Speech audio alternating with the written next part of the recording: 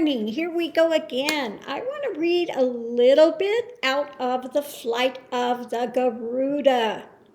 Now, every sage, saint, guru, a teacher, wherever one is at, you have some of your own favorite texts. Ramana's favorite text was one of them was the Ashtavakra Gita, the Vivek Chudamani, the Tripura Rahasya. Now, I love those three also dearly. Those are three of also my very favorite texts, but I have another one and I'm going to share it with you today. Flight of the Garuda. Now, this is a Dzogchen, a Buddhist, Tibetan Buddhist understanding, wisdom, knowledge that has come from a realized being, of course, okay, that well knows how to give the path. And the reason I love this text because it's very in dovetailing with what I teach, how I teach my students, things that I give them as well, okay? I couldn't have written it better myself as far as an instructional guide, okay? Flight of the Garuda.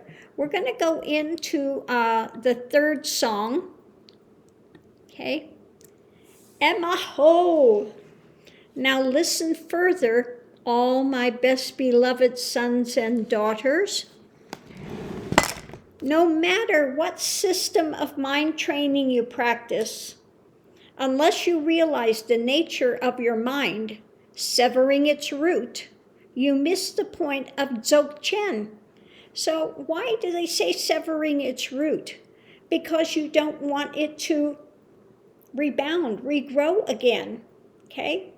You cut the mind spin. You go into that Turiyatita, still mind, blown out. That's what nirvana means. Nirvana means blown out. Conditionings are blown out. The mind spin is blown out. You enter that quietude, okay? You enter that direct seeing, okay? Consciousness, okay? Awareness, but no longer being occluded by mind spin. So let's continue forward with this. The errant aspirant blind to this imperative is like the archer who places his target to the front only to shoot off the arrow in another direction. Okay? He is like the householder who searches outside for a thief who's still in the house. Like the exorcist who sets his spirit trap at the west door when the demon lives in the east. Like the poor man who begs blind to his hearthstone of gold. Okay? So it's right there. It's right there. You have it here. But you're looking in this direction, you're looking in that direction, every place other than where you will find it. So let's continue. Therefore, my beloved children, you who wish to resolve life's frustrations and anxieties by the direct method of discovering the nature of mind, examine your minds in the following way.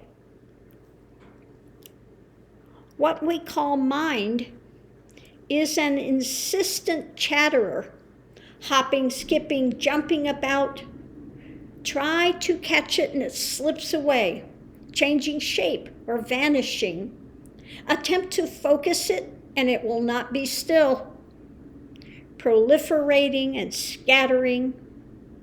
Try to pin it with a label and it resolves into unutterable emptiness.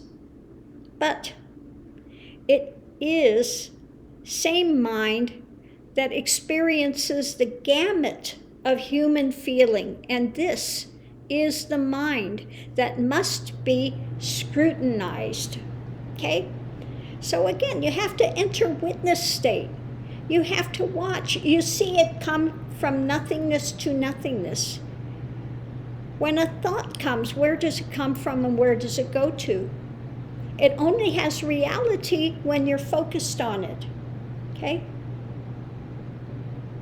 So let's see what they have to say. Let's continue forward. First, what is the origin of this mind? Is it a function of external phenomena, mountains, rocks, water, trees, and celestial breezes? Or is it independent of them? Asking yourself where the mind comes from, investigate this possibility thoroughly. Okay? So again, it's watching. Where do these thoughts come from? And when it's out of your attention, where does it go to? It only has seeming reality when your focus is on it, when you're clinging to it. Okay? Otherwise, what reality does it have? It comes from nothing, it goes to nothing. Okay? But these are things one has to learn and has to come to within yourself through watching, through looking, through questioning, through observation. Okay? So let's go forward. Alternatively, consider whether or not the mind originates from the reproductive fluids of our parents. If so, inquire into the process by which it emerges. Continue this inquiry until it is exhausted and you admit the mind has no origin. Okay? So, is the mind a creation of the body? Okay? When one looks very deeply, you find out that the mind is programmed by intention. Okay? It's programmed. It's like the computer. Okay? But you have a programmer. So the mind is basically like the computer. It's an object. Okay? So let's continue forward. Then secondly, answer the question, where is the mind now? Is it in the upper or lower part of your body? Is it in your sense organs, in your lungs or your heart? If it lodges in your heart, then what part of the heart? What is its color and shape? Thoroughly investigate the present location of the mind and its characteristics until you're certain that they are not to be found. Okay? So again, if you continue to look at it, you'll find out that mind is composed really of thoughts. Okay, thoughts. Thoughts do not live in the mind. Okay, thoughts and these things can program the mind. Okay, so let's continue forward. Finally, examine the movement of the mind.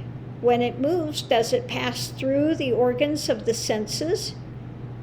In its momentary embrace of external objects, is there physical contact? It is only a mental function.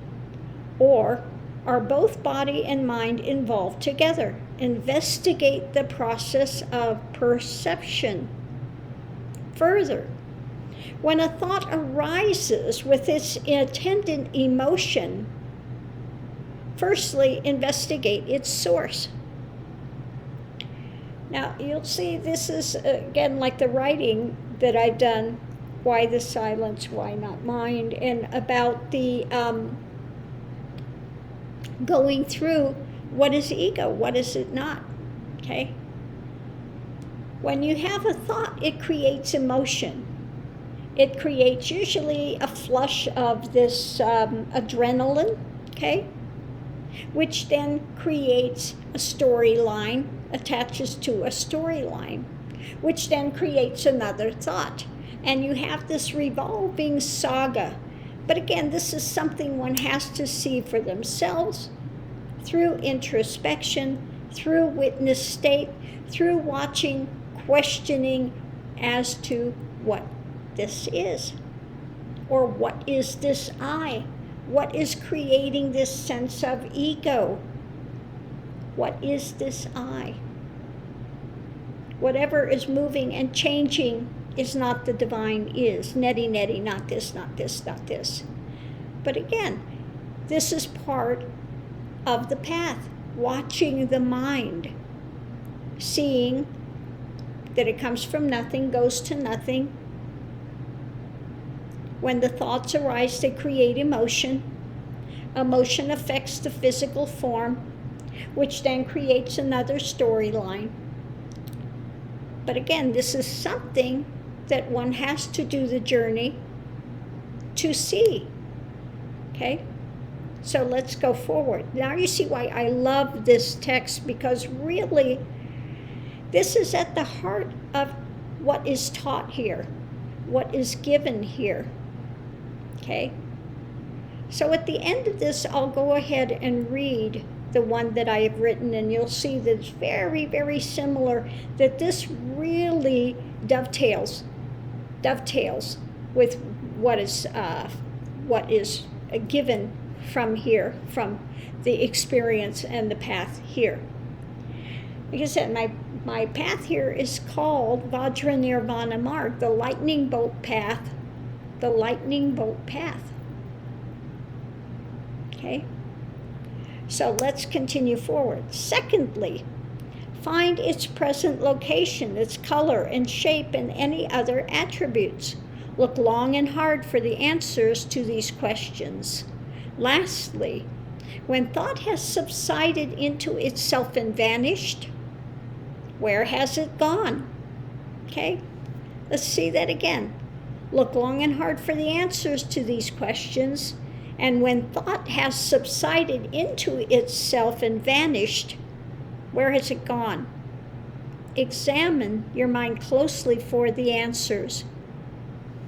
At the time of death, what occurs to the mind? How does it leave the body? Where does it exit?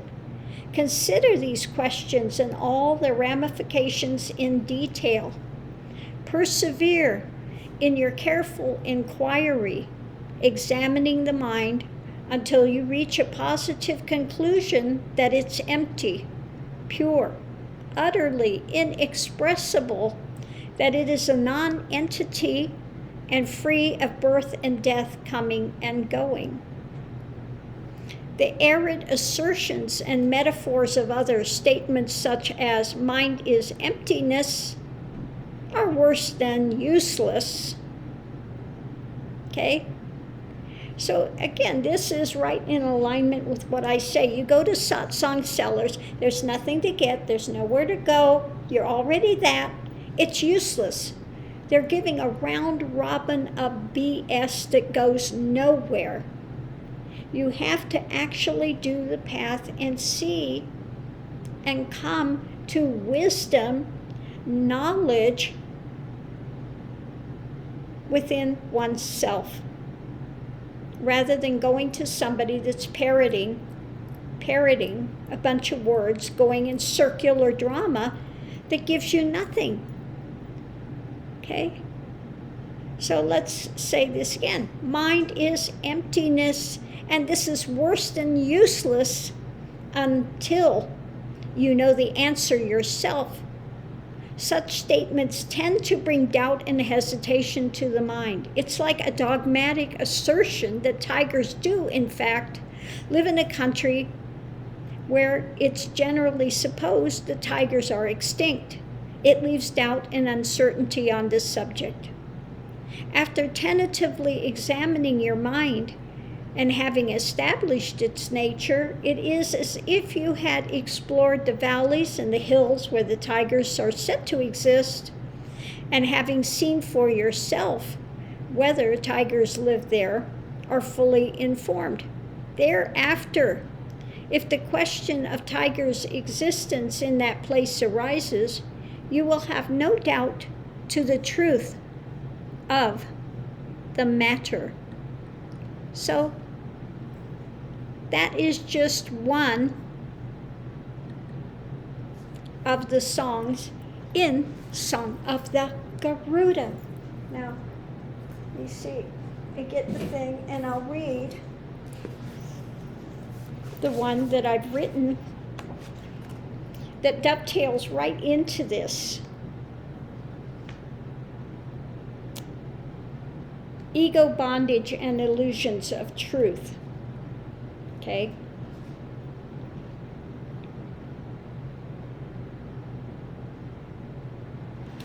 Okay. All of our emotional bondages are created and held in place by that which is known as ego. Ego is the belief that we are these bodies, emotions, and thoughts. Therefore, when anything goes against any of these systems, we hold it to be an assault against our persona. Depending on our belief system and identity, which is already in place, the disturbance can be mildly irritating to downright devastating. If we encountered a traumatic situation where there was a belief that impending death was just around the corner, then that trauma may be rerun again and again in the psyche, creating even more pain and perceived trauma. But there is a way to short-circuit these illusions of truth. For anything that is not liberating is not truth at all, but an illusion of truth. It is these illusions we will address. How are they created and what sustains them? And if they are illusions, how do we move beyond them? If we are not this ego structure, then what are we? How can peace of mind be attained and preserved? Where do we begin? And where will the search end? Believe it or not, that which you fear the most can be that which liberates you in the end. The largest perceived fear can be the greatest liberator. So please bear with me in this. Right now, you're probably thinking this woman has a screw loose somewhere. Maybe if I were in your place, I would think the same thing. But I have been where you are and have escaped the seemingly concrete fears and thought constructions and emotional baggage which kept me bound for many years. I've walked the path and therefore can speak from the position of direct experiential knowledge and not hearsay. All I will speak of has been acquired by direct experience. I do not have a PhD, but rather a direct knowledge of truth as it is. It is this truth which I wish to share with you today. Conditionings. From the moment we're born, the conditionings begin, and the conditions of life are set. We are born into this world with a body. Some bodies are seen as perfect and some flawed. We are born into a family. Some are glad at the arrival, and perhaps some are not. All of these things begin to create the conditionings and conditions of our lives. The views of our parents and society and friends all have an impact on our thought structures and perceptions. These all come together to create our basic outlook on life and what we hold to be truth. These all create our perceptions of truth. If you're supported and told you're smart, then you have confidence in whatever you do. While on the other hand, if you're always told you're stupid and ugly, then this will color your world and view of reality. This colors your thoughts of who you perceive yourself to be, along with all the other events in life, which also color and interplay within your reality framework. One person whom has always been sheltered within a loving family will see the world as a kind and beneficial, beautiful place to be. Whereas one whom has come from a harsh and abusive environment will see the world colored as a place to be continually on guard. There are events which unfold in everyone's life which will skew even these basic belief systems, holding on to the past. Now you begin to see just how much the conditionings create our basic view of reality, as we know it or think it to be. Within this, out of the way, we begin right where you are at this moment in time. The first thing we do is to look at the fact that past is past. So if you are rerunning the tapes of the past, let's look at the fact that by running them over and over again, you can change nothing. All you're doing is reinforcing past nonsense that's keeping you bound in one form or another.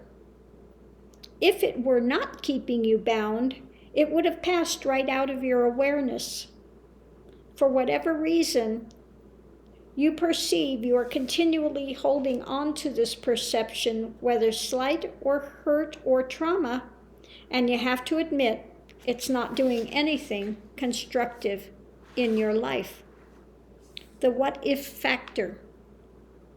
Now let's look at the other waste of energy, which we continually find ourselves involved in. And this is the what-if factor. Trying to live in the future just never works, as the only place that you can ever truly live is the present moment of now. So what is happening when you're running the past tapes and the what-if tapes? In essence, you're passing life by. You are only existing. You're not living at all. Life is in a holding pattern, continually circling around and around, and the more you feed the past and the life ifs, what ifs, the more they grow into unmanageable cyclones of wasted energy and efforts. You are only attempting to deal with a change, something which is already gone.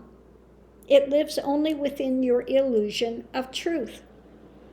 And the conflict is there because of the ego identification with the body, emotions, and thoughts. And in truth, you are none of these things. So we are getting into where it dovetails with this, into looking at thoughts, emotions, holdings, okay? So we'll continue forward. So now you ask, where do I go from here? And from here, I say it's time you found out the truth of who and what you really are and who you're not. Once you know at long last just what comprises your being, then the rest of that, which is illusion, will drop away of its own accord. When these things are no longer given any energy, they will dissipate into the vapors of unreality that they are. Like a drop of dew evaporates in the sunlight, these illusions will dissipate under the light of truth. So are you ready to begin the never-ending adventure? Are you ready to begin to live life to the fullest? To grab and rest in the freedom that is waiting for you? It's always there and has always been there. It's only your own blinders which keep you from seeing it. It is your fear that you are nothing and nobody. Is your great fear that death and that you will cease to be? Let's examine these fears and see what comes out of them. The freedom to be. Let's look and proceed at what is transient. What is it about you that comes and goes? When you peel away the layers of the transient, what is it that remains? When you come to what remains, you will begin and you will come to the truth of your being. You will see that there was nothing to fear and that there is only freedom that remains. Won't that be a lovely thing to remain? Just the freedom to be, the freedom of knowing that you are the unbound truth of existence, that all you perceived was just an illusion of bondage and fear, which never had any reality at all except that which you yourself gave it. So, are you ready to unravel all the fears and thoughts and emotions that have kept you tied on the wheel of karma? Are you ready to let go of the desires that keep you bound to the wheel of birth and death? For it is not the actions which keep you on the wheel of karma, going around and around. It is the thought and intent of the actions. And it is the reactions of the actions which come against you, which once again keep you bound to the wheel of birth and death, just going around and around in never-ending spiral called life and death, birth, rebirth. We keep circling through the same old patterns again and again until we can break this cycle. In each life, we will draw the same patterns to ourselves, keep creating the same illusions of truth until we can break free and can see them for what they are. And once we see through them, the pattern will drop and we move onward to a new experience. Look at your life and see what patterns keep coming up again and again. Now let's walk through the door of knowledge to liberation and the freedom that awaits, the truth of your being. Now we're getting into this point of what I was just reading from Flight of the Garuda, and you'll see how these dovetail. What is mind? Is it a physical thing? Let's look here. What is the mind comprised of? Is not the mind comprised of thoughts? And just what are thoughts? Are they some concrete existence? No. Thoughts come and go like waves on the sea. First one thought is there, and then another, and so on and on and on. One arises and falls, and then the next, and so on, infinitum. But there can only be one thought that makes an appearance at a time. Sometimes these thoughts will start in a whirlpool, one after another, just going around and around until you're dizzy and disoriented from the sheer continued motion and circling around and around. But look at it again. Even though there are certain thought patterns which keep appearing and cycling, they ultimately come and go. If they come and go, they are not concrete in nature, but fluid. And like waves on the ocean, they can appear like a ripple, or with enough energy can appear as a tidal wave, pulling you out into a sea of emotion and fear and despair, only because they have touched upon an illusion of truth. They come and rock your world, creating waves in your reality. Let's continue the search until we uncover the reality that cannot be shaken. When you come to the truth, you will be set free, as truth always is, and is the basis for all of creation. All has proceeded from truth, is sustained by truth, and will once again return to truth. Illusions, being what they are, in the end must disappear. When the illusion is uncovered, it ceases to be. So, we see that mind is comprised of individual thoughts which come and go, one thought manifesting at a time. So mind is not concrete in nature. Mind is an illusion. Mind has no substance. So, let us move on now to thought. What is thought? What is thought? Thought has no concrete nature. So exactly what and where do thoughts manifest from? They have no substance. They arise from nowhere and return to nowhere. So why is so much importance given to something which comes and goes from nowhere to nowhere? When it leaves our awareness and perception, where does it go? It only has life while in the framework of our perceptions. When these thoughts float into our awareness, what happens? We give it life by then ascribing emotions to it. When a thought comes, if you look at it and dwell on it, does it not elicit an emotion? So this emotion gives the thought life for that moment in time. Let us follow the emotion. Emotions come and go. There's something that are particular to you alone. No one feels your emotion but you. Others may see your reaction to the emotion, but the emotion itself is yours alone. Is emotion a concrete thing? No. You cannot have an emotion that lives independently on its own. You are the one that gives it life.